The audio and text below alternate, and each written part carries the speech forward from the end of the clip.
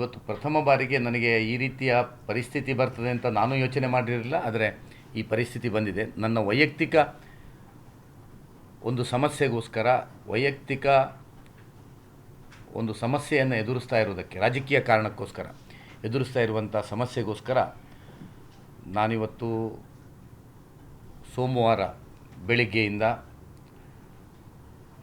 ಪ್ರತಿಭಟನಾ ಧರಣಿಯನ್ನು ಮಾಡಬೇಕು ಅಂತ ಹೇಳುವಂಥ ನಿಶ್ಚಯವನ್ನು ಮಾಡಿ ಅದನ್ನು ತಮ್ಮ ಮೂಲಕ ಸಾರ್ವಜನಿಕರಿಗೆ ತಿಳಿಸ್ಲಿಕ್ಕೋಸ್ಕರ ತಮ್ಮನ್ನು ಕರೆದಿದ್ದೇನೆ. ನಂದು ನಿಮಗೆಲ್ಲ ಗೊತ್ತಿದೆ, ಹೋಟೆಲ್ ಉದ್ಯಮವನ್ನು ನಡೆಸ್ತಾ ಇದ್ದದ್ರಿಂದ ಆ ದೃಷ್ಟಿಯಿಂದ ಪ್ರವಾಸೋದ್ಯಮ ಬೆಳೆಸಬೇಕು ಅಂತ ಹೇಳುವ ದೃಷ್ಟಿಯಿಂದ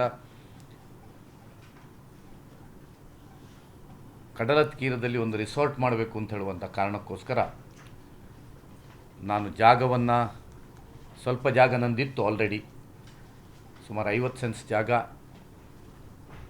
2008-10ರಲ್ಲಿ ಖರೀದಿಸಿದಂಥದ್ದಿತ್ತು ನಂದು.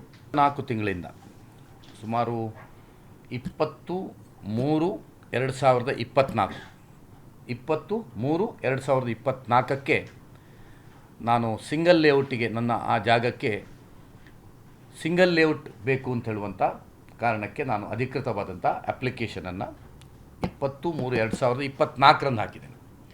ಈಗ ಮೊನ್ನೆ 20ನೇ ತಾರೀಕಿಗೆ 24 ತಿಂಗಳು ದಾಟಿತ್ತು, ಅಂದರೆ 2 ವರ್ಷ ದಾಟಿತ್ತು. ಇವತ್ತಿಗೂ ನನಗೆ ಸಿಂಗಲ್ ಲೇಔಟ್ ಕೈಯಲ್ಲಿ ಸಿಗಲಿಲ್ಲ.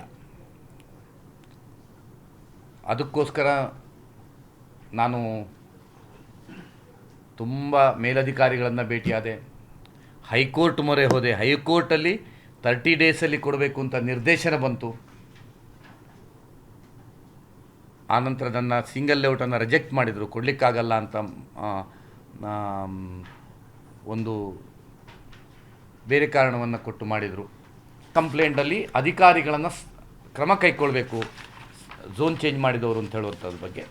ಅದರಲ್ಲಿಯೂ ಬಹಳ ಕ್ಲಿಯರಾಗಿ ಇದು ಝೋನ್ ಕೊಡಬೇಕಾದದ್ದು, ಇವರಿಗೆ ಸಿಂಗಲ್ ಲೇಔಟ್ ಕೊಡಬೇಕು ಅಂತ ಹೇಳುವಂಥ ಒಂದು ಸೆಕ್ರೆಟರಿಯಿಂದ 2 ಆರ್ಡರ್ಗಳು, ಒಂದು ಶಾಸಕರ ದೂರಿನ ಮೇಲೆಯೂ ನಮ್ಗೆ ಕೊಡಬೇಕು ಅಂತಾಗಿದೆ, ನನ್ನ ಮನವಿಯ ಮೇಲೆಗೂ ಕೊಡಬೇಕು ಅಂತಾಗಿದೆ. ಆದರೂ ಇವತ್ತು 1 ತಿಂಗಳಾದರೂ ಸಹಿತ ನನಗೆ ಸತಾಯಿಸ್ತಾ ಇದ್ದಾರೆ. ನಾನು ದಿನಾ ಟೌನ್ ಪ್ಲ್ಯಾನಿಂಗ್ಗೆ ಹೋಗಿ ಬರುವಂಥ ಪರಿಸ್ಥಿತಿ. 3 ಬಾರಿ ಈ ಕ್ಷೇತ್ರದಲ್ಲಿ ಕೆಲಸ ಮಾಡಿ ಇಂಥ ಸಾವಿರಾರು ಜನರ ಸಮಸ್ಯೆಗಳನ್ನು ಪರಿಹಾರ ಮಾಡಿದಂಥದ್ದು ನಾನು.